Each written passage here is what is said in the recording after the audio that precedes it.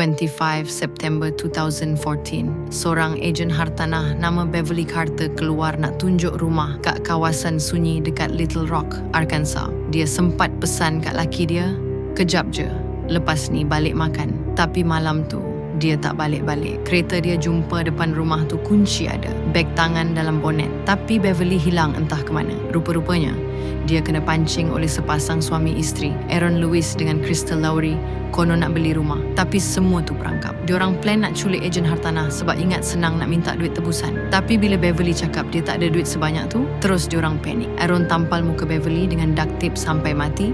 Lepas tu tanam mayat dia kat belakang kawasan kilang konkrit. Beberapa hari lepas tu, Aaron accident masa tengah lari kat hospital. Dia sempat cakap kat polis, korang datang sebab Beverly kan? Dari situlah semuanya terbongkar. Aaron kena penjara seumur hidup. Crystal pula 30 tahun. Kisah ni jadi peringatan keras. Kadang kerja nampak biasa, tapi boleh jadi mimpi ngeri.